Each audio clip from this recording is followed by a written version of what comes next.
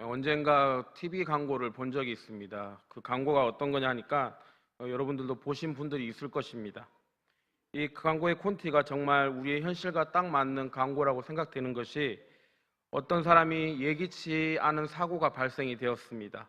그런데 그 사고가 난 차량에서 내리는데, 분명히 그 차량에는 어른이 운전을 하고 있었는데, 사고 피의자 앞에서는 자신의 그러한 입장을 그렇게 표현하려 했는지 내리면서 어른이 아이의 모습으로 바뀌게 되는 모습, 그런 광고였습니다. 그 아이의 모습으로 내린 그 아이가 이제 피해자 앞에서 어찌할 바를 모르고 그냥 울음을 터뜨리는 그런 광고였는데요. 울음을 터뜨리고 있으니까 어디선가 나타나서 슈퍼맨처럼 나타나서 사건 해결을 해주면서 사고 처리를 해주고 이제 차후에 뭐 어떻게 될 거라 하면서 하는 보험회사 광고를 제가 본 적이 있었습니다. 그 광고를 보면서 문득 드는 생각이, 우리의 인생을 살아가다 보면은 한 치 앞도 볼 수 없는 것이 사실이지 않습니까? 그런데 그 한 치 앞도 볼 수 없는, 알 수도 없는 상황 가운데 예기치 못한 어려움을 겪게 된다면은 대부분의 사람들은 어찌할 바를 모르고 당황하고 우왕좌왕하면서 광고의 그 어린 아이처럼 되어버리는 모습을 될 때가 많다는 것입니다. 오늘 본문에서 등장하는 요나도 하나님을 눈을 피해서 도망가려 했지만은 어떠한 돌발 상황에 부딪히게 되는 모습을 우리가 본문 말씀을 통해서 바라볼 수가 있었습니다. 이 스토리는 어떻게 되는가 하니까, 하나님께서 요나에게 니느웨로 가서 복음을 전하라고 명령을 하시는 대목입니다.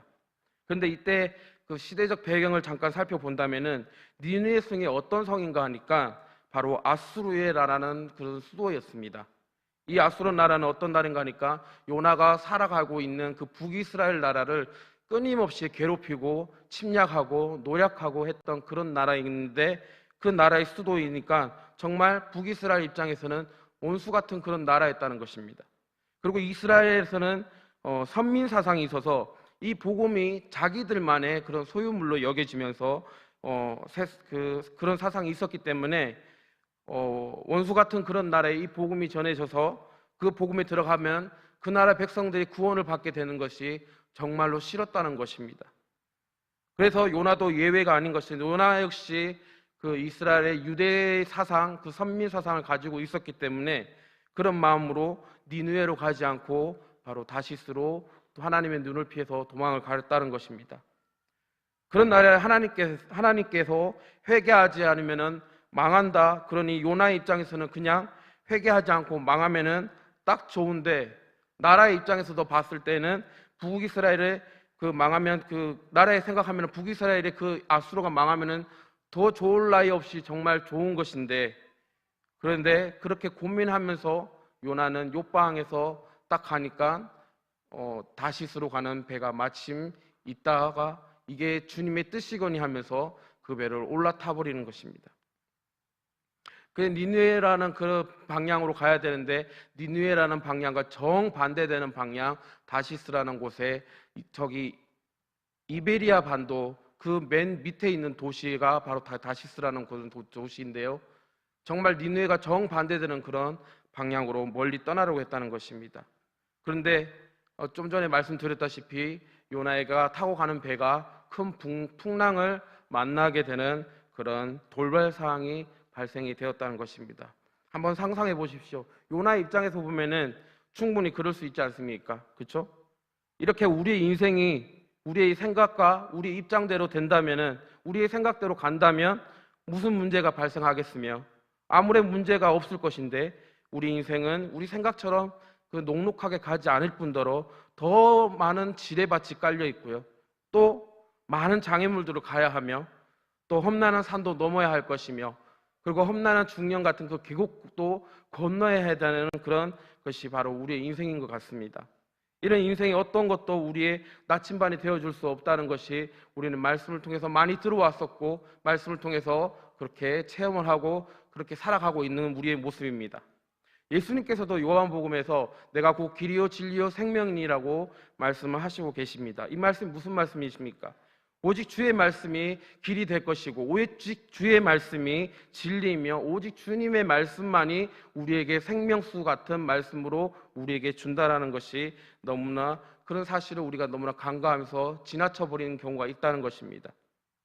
우리의 나침반은 오직 예수님밖에 없으며 주님의 말씀이 우리의 발등상 위에 등불이 되어서 우리의 앞길을 비춰주면서 그 어두운 캄캄한 밤중 가운데 우리 인생길 앞에 앞도 그 한 치 앞도 바라볼 수 없는 그 발자취에서 발을 한 디더 한 디더 내디디면서 발등상 위에 있는 그 등불로 비춰가면서 가는 것이 바로 주의 발등상 위에 있는 말씀과 같은 등불이라는 말씀, 시편에 그런 표현이 있는 것입니다.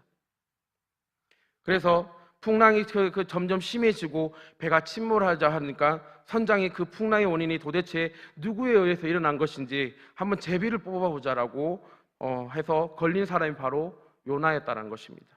정말 요나 입장에서는 설마 이 풍랑을 하나님이 일으켰을까 했지만 제비 뽑기를 했는데 자기가 딱 걸리니까 어떻게 보니까 외통수에 걸리고 말았습니다. 그래서 선장이 요나에게 묻습니다. 도대체 당신이 무슨 일을 하고 있으며 어디에서 왔으며 어디로 가려고 했는지, 왜 도대체 당신 때문에 이 풍랑이 일게 됐는지 당신이 한번 설명해 보라고 이 선장이 요나에게 다그치면서 얘기를 합니다. 그래서 요나가 이 차에서 저 차에서 니느웨로 가라고 했는데 내가 하나님 말씀을 불순종하고 다시스로 도망하려고 하니까 이 풍랑이 일어난 것 같다 하니, 그래서 사건 정황을 다 듣고 나니까 요나가 이 배에 타고 더 이상 타고 있다가는 배가 침몰할 것만 같은 그런 풍랑이 계속 불고 나니까 도저히 안 되겠다 싶어 선원들이 요나를 바다에 빠뜨리게 됩니다. 바다에 내던져졌을 때 요나는 무슨 생각이 들었을까요? 요나는 자신의 생명이 살아날 수 있을 거라고 과연 그렇게 생각했겠습니까? 요나는 아무리 수영을 잘한다 하더라도 그 넓은 지중해 망망대해에 어디로 가야 육지가 나올 것인지, 어디로 가야 할지 자신의 어떻게 할 방법조차 없을 것이며, 그 당시에 무슨 튜브가 있었습니까? 무슨 구조선이라 띄워줘서 그렇게 내려보낸 것도 아니고 무작정 바다에 던진 그런 상황 가운데서 요나가 가야 할 방향, 가야 할 방법, 어떻게 해야 조차도 자신은 아무것도 모르는 상황 가운데 있었다는 것입니다. 그런데 그런 요나는 바다에 던진 순간 이제 무슨 생각을 했을까요? 아, 이제 죽었구나. 아, 인생 끝났구나. 내가 여기서 이제 지중해 바닷물에 이제 죽게 되었구나 라고 생각했을 것입니다. 그런데 죽었구나 했을 때 요나에게 보험회사 직원처럼 하나님께서 예비하신 그런 큰 물고기를 보내셔서 요나를 삼키게 되는 것입니다. 우리의 생각에는 요나가 하나님의 말씀에 불순종하고 도망갔었기 때문에 바다에 빠져 죽어도 전혀 이상할 것이 없는 그런 스토리가 전개되고 있지만은, 하나님께서는 그 큰 물고기를 예배해 두셔서 요나에게 할 일이 있었기 때문에 요나를 살리시기 위해서 큰 물고기를 통해서 삼키게 되었고 바다에 빠져 죽는 그런 위험을 구해 주셨다는 것입니다. 우리 인생에 어려운 고난이 찾아온 것은 결코 우리를 우리를 어려움에 빠뜨리기 위해서 그런 고난이 찾아온 것이 아니라 주님께서 주신 그 고난은 우리를 오히려 살리기 위해서 그런 고난이 왔다는 것을 믿으시기를 간절히 바랍니다. 그것이 바로 믿는 자의 마음의 자세가 아닐까 싶습니다. 요나도 자신의 바다에 던지짐에 주께서 요나의 인생에 개입하셔서 그렇게 그 역사하신 것을 알고 3절에 같은 그런 고백을 하게 됩니다. 이 고백이 나오기 전에는 요나의 뱃속에 요나가 물고기 뱃속에서 상황이 어떻게 됐냐 하니까 수울과 같았다라고 말씀하고 있다는 것입니다. 그도 그럴 것이 물고기 뱃속에 있지만은 거기에 무슨 따뜻한 모닥불 같은 것이 있었겠습니까? 또 물고기가 요나 하나만 먹고서는 그냥 배가 부르지 않을 것이고 작은 물고기를 또 잡아 먹을 것이며, 물고기를 잡아 먹다 보면은 뱃속에 바다에 그 찬물이 오면은 그 차디찬 찬물에 요나가 몸에 닿게 되고 적셔지고 추웠을 것입니다.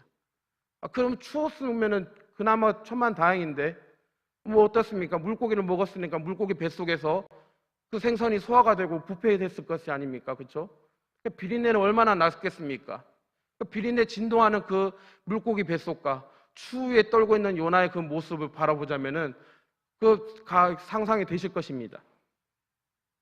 그런데 그 고난조차 그 물고기 뱃속과 같은 그 환경을 보고 요나는 자신이 처한 그 상황이 수올과 같았다라는 것입니다. 한마디로 말하면은 그냥 빠져나올 수 없는 그런 구멍에 빠졌다. 쉽게 말하자면 지옥 같다 완전히 이런 거와 같은 그런 표현을 한 것입니다. 그래서 우리가 흔히 인생 밑바닥 쳤다라고 표현을 하는 때가 있잖아요. 그렇죠? 요나의 편으로도 그런 표현이 난 것입니다. 인생 밑바닥 친 것입니다. 그러니 이제 누굴 의지할 수밖에 없습니까? 요나도 이제 4절부터는 하나님을 의지하게 되는 것입니다. 하나님께 기도하게 되는 것입니다. 내가 하나님 앞에 기도하지 않고서는 도저히 이 상황 속에서는 빠져나올 수밖에 없다는 것을 요나 역시 절실히 느끼게 되는 그런 순간이었다는 것입니다. 우리도 만약에 고난이 없다면 그냥 편안하고 따뜻한 안방 같은 인생이 계속 된다면 어느 누가 주님을 찾겠냐 말입니다. 그러니 비록 요나가 불순종한 결과 바다에 빠지게 되고 이런 고난을 겪게 되었지만은 하나님 불순종으로 인해서 바다에 던져진 요나를 그대로 두시고 그냥 죽게 내버려 두신 것이 아니라 요나에게 할 일이 있었기 때문에 요나에게 하나님께서 주신 사명을 요나가 감당하게끔 하기 위해서 큰 물고기를 보내주셔서 요나를 살려주신 것처럼 우리 역시 우리 인생도 그 고난 속에서 빠져 죽으란 법은 없습니다. 힘든 가운데서도 힘들어서 죽으란 법은 없다는 것입니다. 그래서 하나님께서 그 고난을 통해서 우리를 훈련하시고 연단하셔서 우리에게 더 그 하나님이 계획하신 그 사명을 감당하기 위해서 우리가 그 경지에 오르기까지 하기 위해서 우리를 그렇게 훈련시키는 단계라는 것입니다. 그래서 수울과 같은 물고기 뱃속에 있을 때 요나는 하나님께 기도를 합니다. 정말 그 기도 내용이 정말 구구절절한데요. 6절에 보시면은 지금의 내 처지가 산의 뿌리까지 내려갔다라고 말씀하며 시작하면서 결국엔 9절에서는 요나가 어떻게 고백을 합니까? 내가 지금 겪는 고난과 그 어려움, 이 지옥과 같은 수울과 같은 이런 환경, 정말 땅 깊숙이 처박힐 정도로 막다른 인생 되었지만은 9절의 고백을 보면은 나는 감사하는 목소리로 주께 제사를 드린다라고 고백을 하는 것입니다. 고난을 겪게 되면은 사람인지라 감사의 목소리가 바로 나오지 않습니다. 그 감사의 목소리가 나오게 하시는 분은 오직 여호와 하나님이심을 믿으시기를 바랍니다. 제가 지난주 월요일날 가족과 함께 강원도에 갈 일이 있어서 그렇게 가던 길이 있었습니다. 가는 중에 산도 보고 경치를 바라보면서 그렇게 가고 있었는데요. 그 강원도로 가면 갈수록 이제 단풍 색깔이 이제 점점 짙어졌습니다. 가을의 풍경이 진짜 절경에 이르면서 그 가을 풍경을 보면서 아름답다라는 그런 풍경을 바라보면서 동시에 드는 생각이 무엇이냐니까 저 아름다운 낙엽도 언젠가는 떨어져서 앙상한 가지만 남게 되겠지라는 생각이 문득 들었다는 것입니다. 제가 전방에서 근무해서 알겠는데요. 그 혹한기 때에 제가 온도계를 의심할 정도로 온도계를 진짜 맞는지 아닌지 의심했습니다. 온도가 어떻게 하냐니까 영하 30도에서 40도까지 떨어집니다. 그런 추위 가운데에 있을 때에 나무는 그 앙상한 가지만 내어두고서는 그 추위를 견뎌냅니다. 그 추운 겨울날에 그 뿌리가 얼고 땅이 얼고 있는데도 그 나무는 죽었습니까? 아니지 않습니까? 언젠가 새봄이 찾아왔을 때에 내가 언제 그렇게 추웠냐는 듯이 다시 언젠가 3월, 4월에 되면은 새싹이 돋아나고 그리고 난 뒤에 다시 잎이 무성해지고 또 가을이 돼서 우리에게 또 아름다운 단풍을 보여주고 또 앙상한 가지로 그렇게 추위에 벌벌 떨게 되고 그런 것이 나무가 가는 그런 나무의 길인 것처럼 우리의 인생도 그런 것 같다는 생각이 들었습니다. 고난이 계속 대란한 법은 없구나라는 생각이 들었다는 것입니다. 3절에서 주께서 요나를 바다에 던지심으로 고난을 시작했다라면 주님께서 요나를 바다에 던지셨다고 말씀하시고 계십니다. 우리가 어떻게 잘못해서 고난을 빠졌다고 생각하는 것이 아니라 물론 우리가 요나의 전 스토리를 알고 있기 때문에 요나가 불순종해서 요나의 바다에 빠졌겠거니 그렇게 생각하는데 이게 말씀의 부분 대지가 뭐냐니까 주께서 요나를 바다에 빠지게 했다라는 것입니다. 그러면은 주님이 우리에게 고난을 주셨으면은 마무리 10절 나중에 말씀드리겠지만은 주님께서 그 마무리를 하심을 믿으시길 바랍니다. 우리가 많이 암송하고 있는 말씀에 시편 23편의 말씀을 너무나 잘 알고 있습니다. 여호와는 나의 목자시니 내게 부족함이 없으리로다.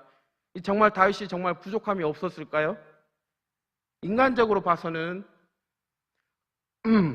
사울에게 쫓기고 있는 터라 먹을 거는 제대로 없을 뿐더러 입을 옷은 제대로 입었을 것이냐 이 말인 것입니다. 그냥 동굴 속에서 그냥 숨어 지내고 그 광야 속에서 추위에 떨며 더위에 허덕이며 그렇게 미친 척하면서 돌아다니면서 사울의 눈을 피하면서 돌아다니고 있었지만은 다윗의 고백은 무엇입니까? 여호와는 나의 목자시니 내가 부족함이 없으리로다라고 그렇게 말씀하고 있다는 것입니다. 이 다윗이 말하고 싶은 신앙이 무엇입니까? 하나님이 나를 지켜주시면은 이 세상 살아가는데 그 좀 부족한 거 그거 아무것도 아니라는 것입니다. 난 하나님만 있으면 돼라는 그런 신앙의 고백이 바로 시편 23편의 1절 말씀이라는 것입니다. 그러면서 그가 나를 누이시며 실만한 물가로 인도하시는도다. 그리고 4절에 내가 사망의 음침한 골짜기로 다닐지라도 해를 두려워하지 않는 것은 주께서 나와 함께 하신다라고 말하고 그렇게 고백하고 있다는 것입니다. 다윗의 고백은 이러했습니다. 그 주님의 지팡이와 막대기가 나를 안위하시고 어떠한 악한 세력이 나를 공격하더라도 사울이 아무리 나를 잡아 죽이고 그 혈안이 되어서 온 이스라엘을 해집고 다닐지라도 주님이 나를 지켜주시기 때문에 나는 어떠한 해도 주님께서 지켜주신다는 것을 그 믿음의 고백이었다는 것입니다. 이게 이 상황이 누가 그 풍족한 상황 가운데 있었겠느냐 이 말입니다. 그래서 다윗의 상황을 보면은 우리가 생각하면은 그 이 상황을 모르는 사람들을 본다면은 무슨 뜬구름 잡는 얘기가 아니겠습니까? 무슨 해결의 조짐이라도 있으면은 이런 고백이 나온다면 이해가 되겠죠. 사울이 그래도 다윗을 좀 어여삐 여겨가지고 네 정말 도망다니는데 좀 고생하는구나. 그 고생하는 것에 마음을 좀 가여워가지고 적당히 좀 쫓아다니는 그런 조짐이라 보였으면은 그래도 그 고백이 이해되는데 완전히 전 이스라엘을 이잡듯이 해집고 다니면서 그렇게 쫓아다니는 가운데 다윗은 뭐라 합니까? 여호와는 나의 목자시니 내게 부족함이 없으리로다라고 고백을 한다는 것입니다. 1절에서 고백했던 것처럼 세상이 나에게 미친놈이라고 욕을 해도 또 믿었던 왕이 나를 죽이려고 덤비더라도 다윗은 누구만 바라보고 있습니까? 하나님만 바라보고 그것을 따라가는 그런 고백이 아니겠습니까? 요나도 마찬가지입니다. 요나가 그 칠흑 같은 그 어두운 물고기 뱃속에서 3일 동안 그 요나 입장을 한번 상상해 보십시오. 그 냄새나는 그 비린내 나는 그 춥고 떨고 있는 그 3일 동안 있는 가운데서 그 추운 겨울에 지낸 듯한 그런 나무와 같은 그런 시간을 보냈을 것입니다. 우리 입장에 본다면 고난 중에 있을 것입니다. 도대체 이게 언제 고난이 끝납니까? 라고 생각할 수도 있을 것입니다. 그런데요, 하나님께서는 지중해 망망대에 빠진 요나를 3일 동안 어디로 인도해 주시는가 하니까 육지로 인도하셨다는 것입니다. 10절에서 육지에 하나님이 주님이 말씀하심에 물고기에게 말씀하심에 육지에 뱉었나이다라고 말하고 있다는 것입니다. 요나는 그 고난 중에 있었지만은 그 고난 중에 있는 요나가 육지로 인도하셨던 그 하나님, 그게 하나님의 계획이었다는 것입니다. 그리고 마침내 10절에서 이렇게 말씀하셨다는 것입니다. 9절을 다시 보시면 후반절에 구원은 여호와께 속하였나이다 라고 말하고 있습니다.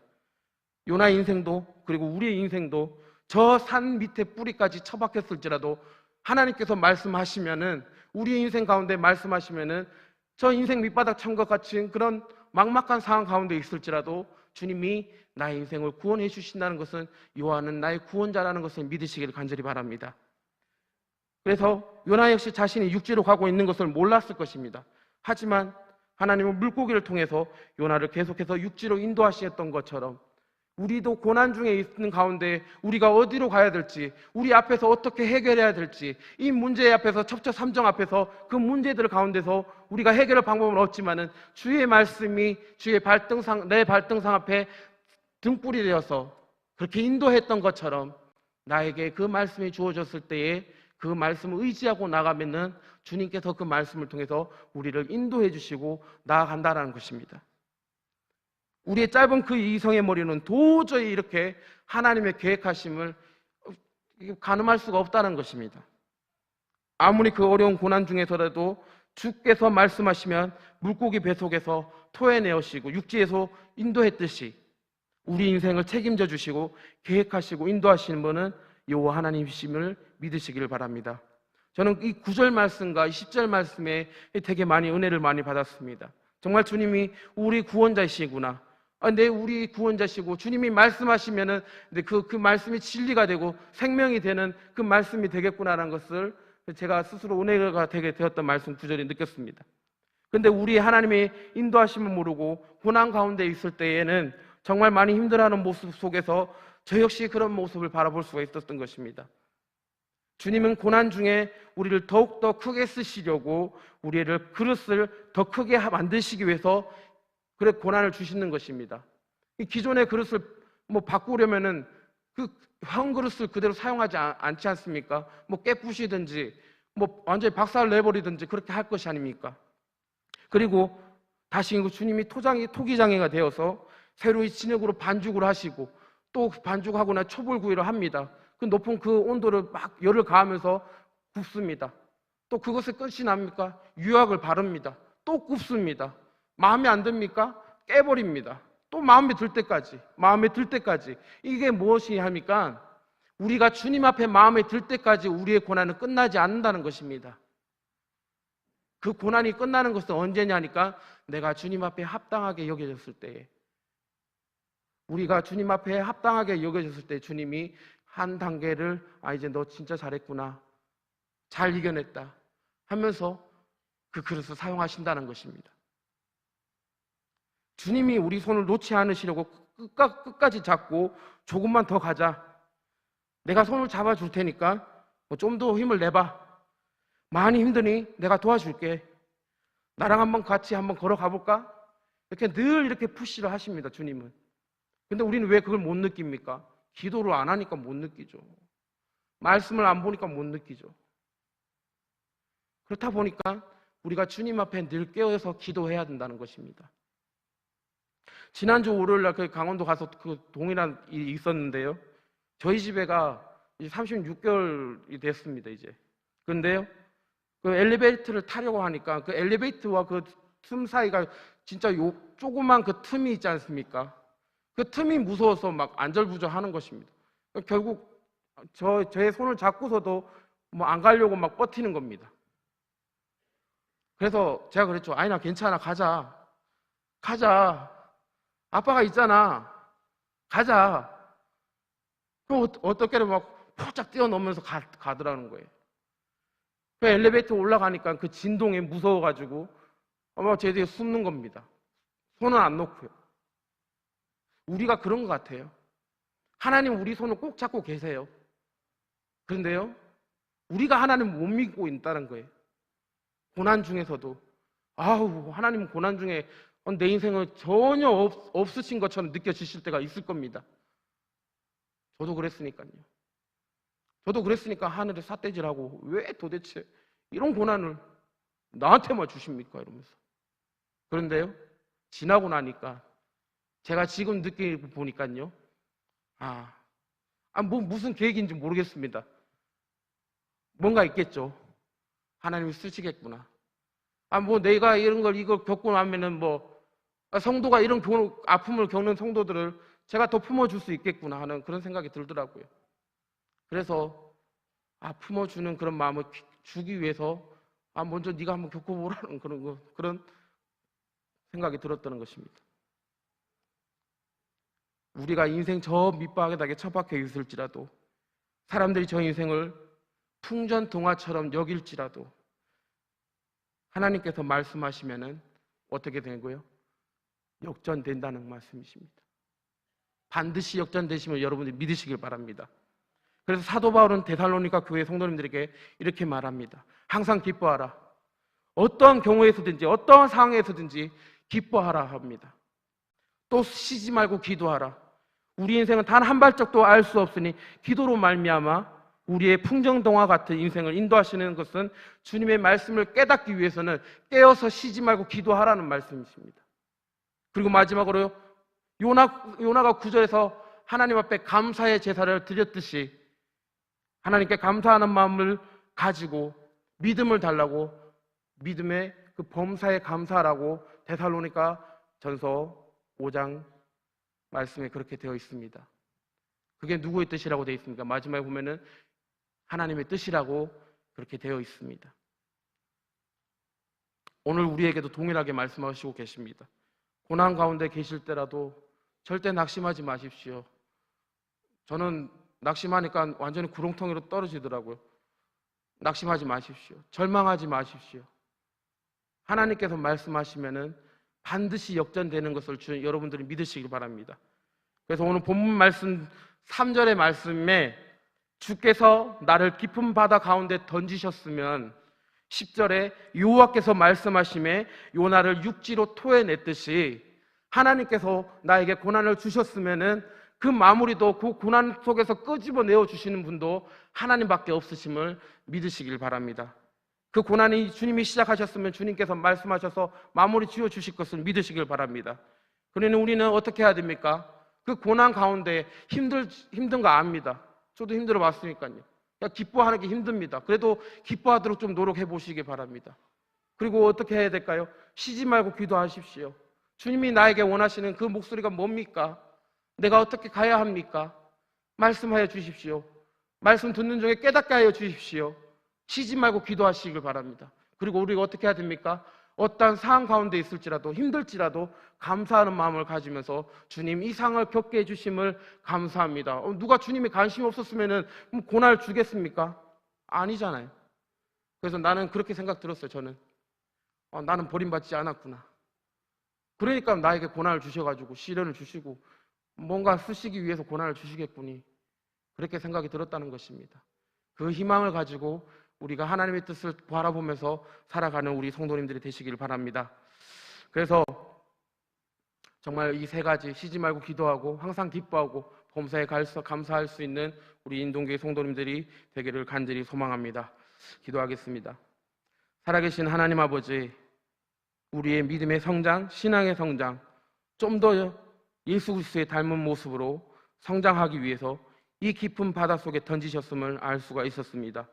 하지만 우린 그 고난 속에서 너무나 힘든 나머지 낙심하고 절망할 때도 너무나 많았습니다. 주님이 시작한 고난이면 반드시 주님이 그 고난 가운데서 꺼내주심을 깨닫게 하여 주시고, 지금 그 고난 중에 있는 성도님들에게 힘과 용기를 허락하여 주시옵소서. 그래서 사도 바울이 데살로니가 성도들에게 말한 것처럼 우리 성도님들도 고난 중에서 항상 기뻐하고 쉬지 말고 기도하고 범사에 감사할 수 있는 신앙으로 성장할 수 있도록 하여 주시옵소서. 그래서 우리에게 맡겨진 주님의 사명을 능히 감당할 수 있는 그것으로 되어서 이 시대에 기이 쓰임받는 저와 우리 성도님들이 되게 하여 주시옵소서. 이 모든 말씀 예수님의 이름으로 기도드립니다. 아멘.